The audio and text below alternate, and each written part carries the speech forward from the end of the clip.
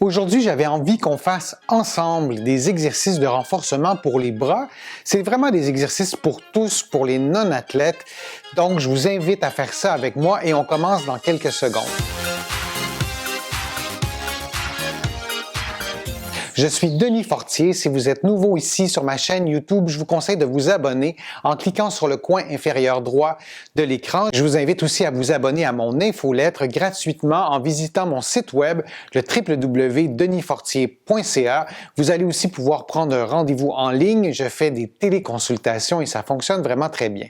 Maintenant, je vous propose un programme d'exercice de renforcement pour les bras. Comme je vous le disais, c'est un programme d'exercice pour les non-athlètes. Le premier muscle qu'on travaille, c'est le triceps.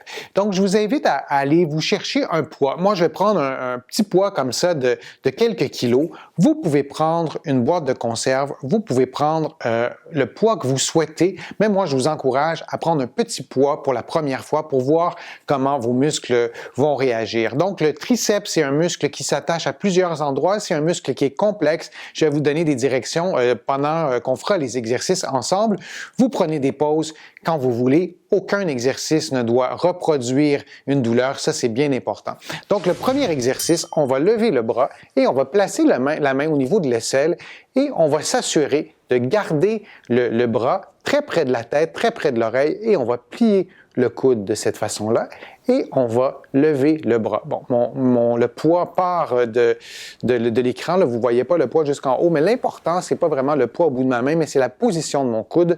Donc, vous gardez toujours le coude près et l'avant-bras près de la tête et vous pliez le coude jusqu'en bas, jusqu'à ce que votre poignet ou le poids ou la boîte de conserve que vous tenez touche à votre dos. Si vous n'avez pas, si pour vous c'est difficile de placer votre bras comme ça et vous devez le placer un peu plus loin parce que c'est raide dans votre épaule, vous le faites comme ça, mais vous vous assurez que pendant le mouvement, que votre bras ne descende pas comme ça. Donc, on veut vraiment, idéalement, avoir le bras placé dans cette position-là. Et quand mon poids est en bas, le coude pointe vers le plafond. Donc, on va faire une dizaine de mouvements. Donc, vous, si vous avez continué à faire le mouvement pendant que je parlais, vous avez atteint probablement le 10 mouvements. Vous pouvez prendre une petite pause. Si votre rythme respiratoire s'accélère, c'est bien parfait, c'est ça qu'on veut, c'est un entraînement. Et vous allez faire ça la même chose de l'autre côté. Donc, on rappelle ce qu'il faut faire. Donc, on veut s'assurer que l'avant-bras reste prêt et que l'ensemble du bras, en fait, reste dans cet axe-là. Et quand vous descendez votre poids, c'est le coude qui va plier et ce n'est pas un mouvement comme ça parce que là, on n'a presque plus d'effort en ce qui concerne le triceps et c'est une bonne façon aussi de travailler votre épaule, de maintenir la mobilité de votre épaule et vous en faites une dizaine de cette façon-là. Je vous ai dit, si pour vous, vous n'avez pas une grande mobilité de l'épaule, vous pouvez faire l'exercice en modifiant la position, mais on ne veut pas que la position soit modifiée pendant l'exercice. Donc, vous l'adaptez dès le départ. Moi, je vais plus le faire ici et on va faire une dizaine de mouvements et on va prendre une pause. Si vous vous rendez compte que le poids que vous avez pris, c'est trop lourd, bien, vous enlevez le poids, vous ne vous en servez pas et vous allez continuer avec moi l'exercice sans le poids. Et lorsque vous referez ces exercices-là, moi, je vous conseille de les faire 3 fois par semaine pendant quelques semaines, puis ensuite vous changez de programme d'exercice. Donc, après votre pause, 30 secondes, 1 minute, vous reprenez la position et on va faire encore une dizaine de fois. Donc, bien important de garder la bonne position de l'exercice. Et moi, je vous conseille de faire l'exercice, si vous pouvez, éventuellement, au moins une fois ou deux, devant le miroir, juste pour voir ce qui se passe. Parce que parfois, on a l'impression qu'on le fait correctement, puis c'est pas ça qui se passe. Notre bras bouge malgré nous et on ne s'en rendait pas compte. Si vous gardez vraiment contact avec le bras et l'oreille, par exemple, ou la tête, bien, si vous faites ça, vous allez vous en rendre compte. Mais quand même, c'est bien important de garder cette position-là et lorsque le poids est vers le bas, on veut que le coude pointe vers le plafond. On ne veut pas avoir le coude qui pointe, par exemple, vers le mur d'une pièce. On en fait une dizaine et on prend une pause. La pause, 30 secondes, 60 secondes, 10 secondes si vous voulez, mais vraiment, vous prenez une petite pause pour pour donner un peu de répit à vos muscles. Vous avez vu, on n'a pas fait de période d'échauffement. Donc, on veut que les premières contractions, les premiers mouvements, on veut les faire lentement. À la limite, on peut ne pas prendre de poids. Ça pourrait servir de période d'échauffement si vous voulez. Mais c'est important de commencer graduellement durant les premières minutes. Et là, ce qu'on veut, on ne veut pas nécessairement gagner de la masse musculaire, on veut stimuler des muscles, on veut les faire contracter. Les triceps, c'est quand même un muscle assez gros. Donc, de contracter ces gros muscles-là, ça contribue à votre santé. Je vous en ai parlé souvent dans mes autres vidéos. Donc, on en fait une dizaine, puis on se repose. On a fait ensemble 2 séries de 10 mouvements. Vous pouvez en faire une 3e, vous pouvez en faire une 4e, vous pouvez peser sur pause si vous êtes un peu plus essoufflé, si vous voulez prendre une plus longue pause, ou si vous voulez faire d'autres séries, vous pouvez y aller comme ça et vous reprendrez la vidéo lorsque vous serez prête. Mais vraiment, ça c'est fondamental, vous adaptez les exercices que je vous donne, les paramètres à vos capacités physiques. Le triceps, c'est un muscle complexe et on peut le travailler de plusieurs façons. Donc, j'aimerais aujourd'hui qu'on le travaille de 2 façons complètement différentes. Il y a le triceps, ça le dit, il y a les 3 premières lettres tri, donc il y a 3 places, 3 endroits du triceps qu'on veut travailler et on va travailler une facette différente du triceps en se plaçant comme ça.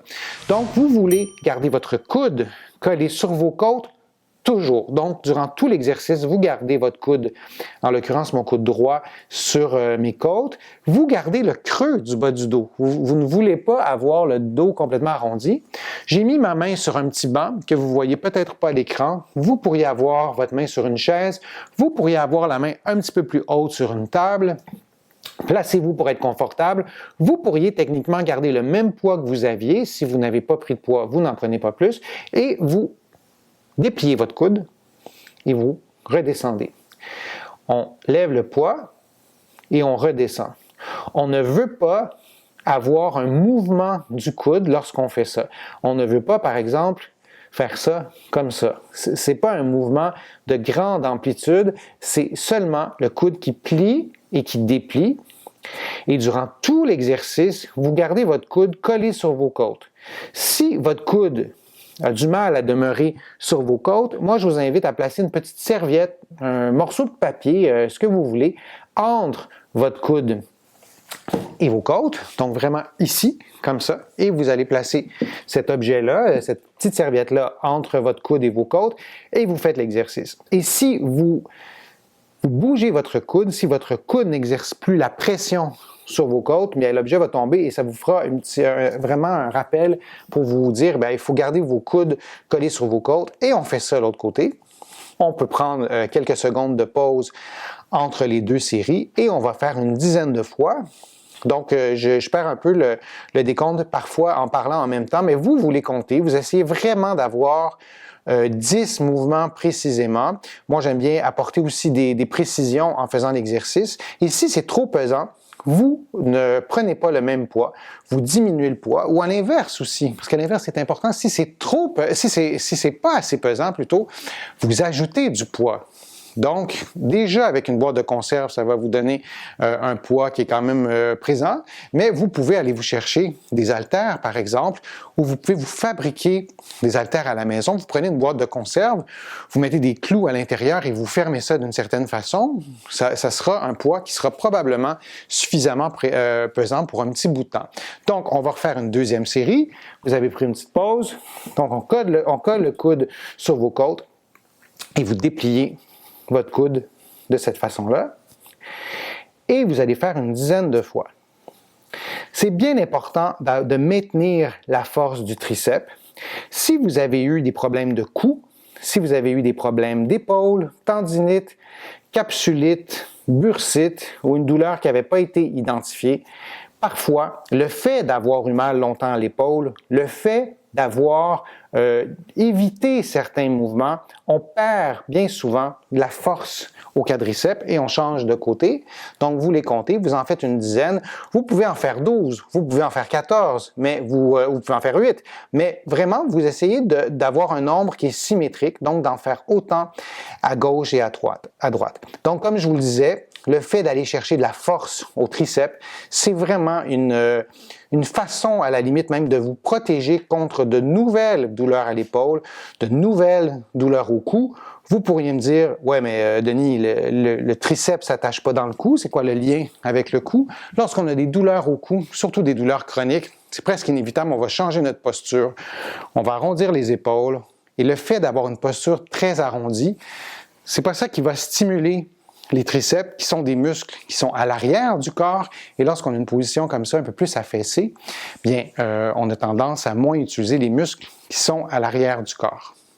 Le prochain exercice travaille le biceps. Donc, on connaît tous, en général, ce muscle-là, qui est un muscle qui est rond, qui est au niveau, qui est juste un petit peu au-dessus du coude, qui relie le coude à l'épaule. Et le biceps, c'est un muscle biarticulaire qui fait bouger deux articulations. La première articulation, c'est le coude, vous vous en doutiez, mais le biceps fait aussi bouger l'épaule. Donc, c'est deux fonctions qui sont vraiment essentielles à la vie de tous les jours et le biceps participe donc à ces deux mouvements-là. On va commencer par travailler la flexion du coude. Donc, c'est un mouvement que vous connaissez. Donc, on va s'installer debout. Vous pourriez être complètement debout. Moi, pour que je sois mieux cadré, je m'installe comme ça, mais vous pourriez aussi vous installer en position assise sur une chaise. Ça se fait aussi très bien.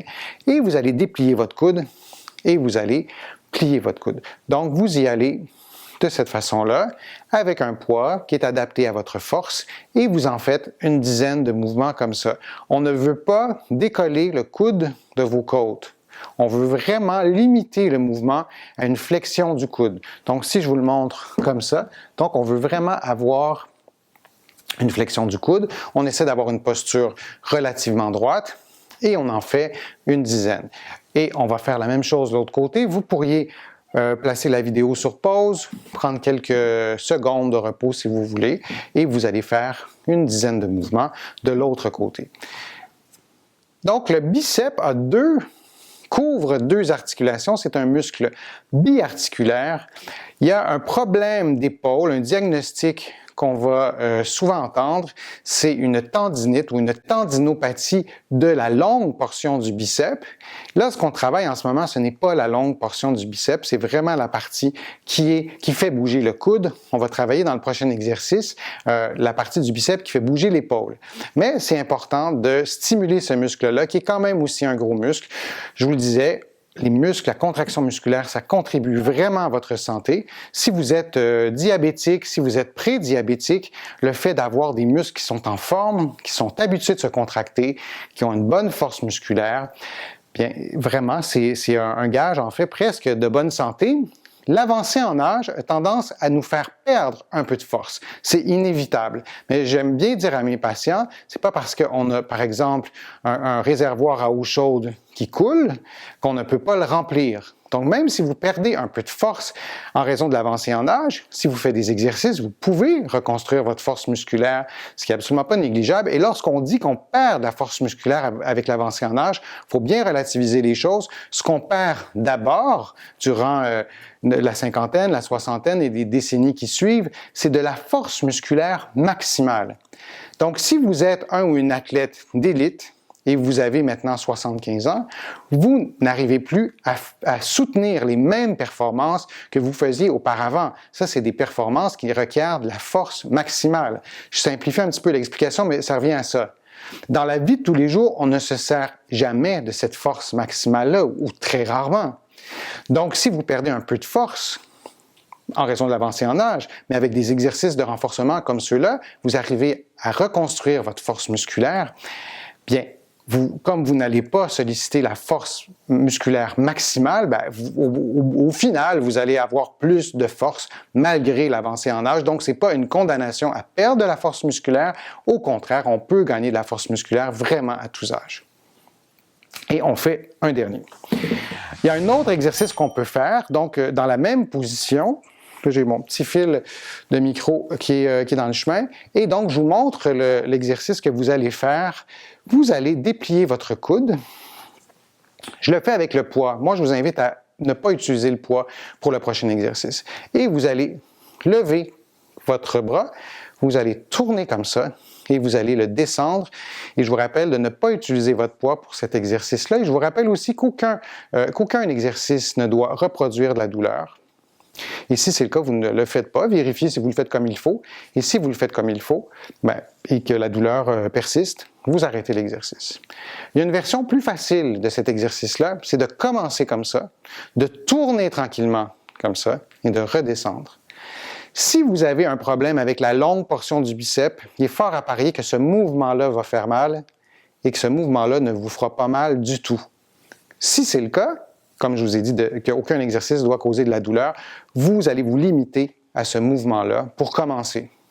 Ça, est-ce que ça travaille la longue portion du biceps? Non. Mais graduellement, vous allez essayer de voir si vous arrivez à faire l'exercice en plaçant votre main comme ça, donc à mi-chemin. Hein? Donc, au lieu d'être comme ça, j'avais la main tournée comme ça. Et graduellement, vous allez voir si vous arrivez à le faire dans cette position-là. Mais dès que vous voyez qu'il y a une douleur qui est éveillée, qui est stimulée, qui est reproduite, vous ne faites pas l'exercice. Mais si vous n'avez pas de douleur, on continue à faire l'exercice comme ça et on redescend et on fait une dizaine de fois à chaque côté.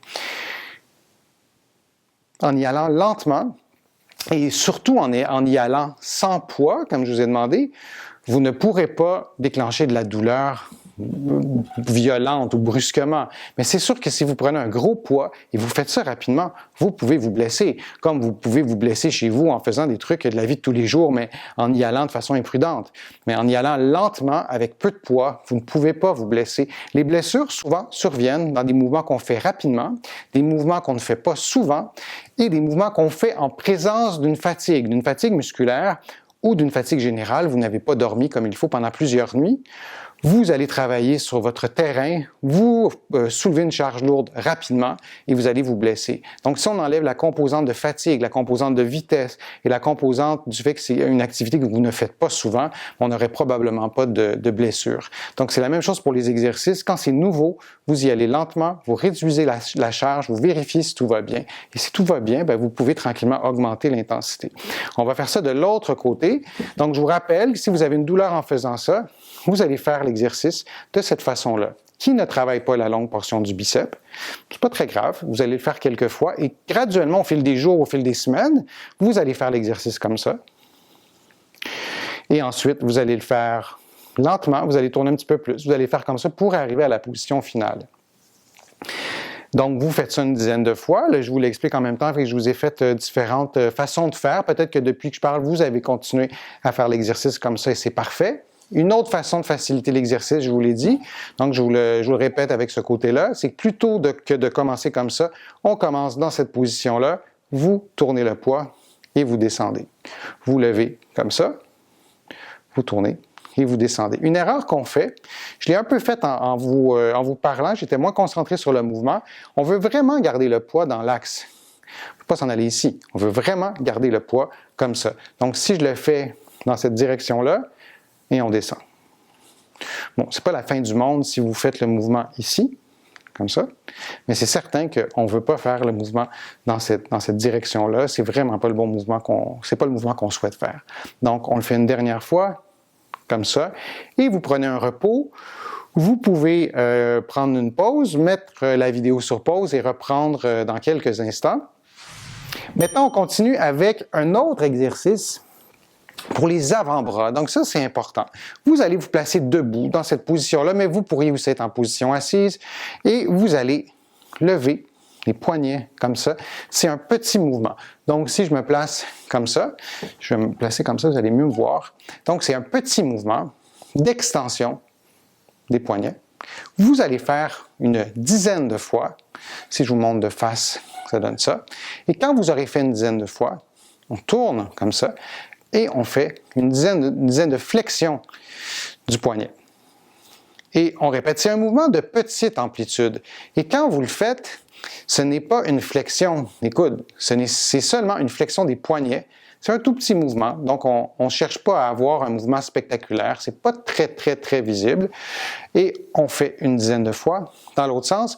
Moi, je ne suggère pas de prendre des pauses entre ces deux mouvements-là. C'est des muscles qui sont très endurants. Par définition, lorsqu'on utilise les mains, souvent on va travailler pendant plus que 3 secondes. Donc, c'est des muscles qui sont habitués de travailler longtemps et on doit aller vraiment travailler l'endurance de ces muscles-là. Donc, après une dizaine, vous y allez en flexion, puis on va faire 2 2 séries de 10 mouvements. Vous pouvez faire 12 mouvements, vous pouvez faire 15, un peu moins, mais vous faites au moins 2 séries. Moi, je vous recommande, quand vous allez avoir pris un peu plus de force, vous allez être habitué de faire ce programme-là, vous allez faire 3 séries, 4 séries, plutôt que d'en faire juste 2. Mais vous pouvez commencer par 2 séries. Et on en fait environ une dizaine, et vous prenez un repos. Et un autre exercice qu'on va faire, cette fois-ci, et je m'étire un peu jusqu'ici, avec un rouleau à pâte. Bon, on ne se sert pas toujours d'un rouleau à pâte pour faire des exercices. Le mien est en bois, donc il est vraiment relativement léger. Vous pourriez prendre un rouleau en marbre, c'est peut-être trop pesant. Vous pourriez prendre aussi un marteau, un objet qui est relativement lourd. Vous gardez votre coude collé sur vous. Vous tournez comme ça le rouleau à pâte. En fait, vous bougez le rouleau à pâte, c'est votre main, votre poignet qui tourne, comme ça. Et vous vous assurez de vraiment toujours garder le coude collé sur vous. Si vous faites ça, puis le coude va de tous bords, tous côtés, c'est pas ce qu'on veut. On veut vraiment avoir le coude immobile et faire une rotation comme ça, vers la gauche, vers la droite. Et l'axe de mouvement, passe vraiment par votre poing. Donc, on ne veut pas bouger dans ce plan-là. On veut vraiment y aller toujours de la même façon. Si je vous le montre dans ce plan-là, donc, on veut garder vraiment un angle de 90 degrés entre le rouleau, le marteau ou l'objet que vous allez prendre et votre poignet. Donc, on fait une dizaine de fois, chaque côté, ou plus.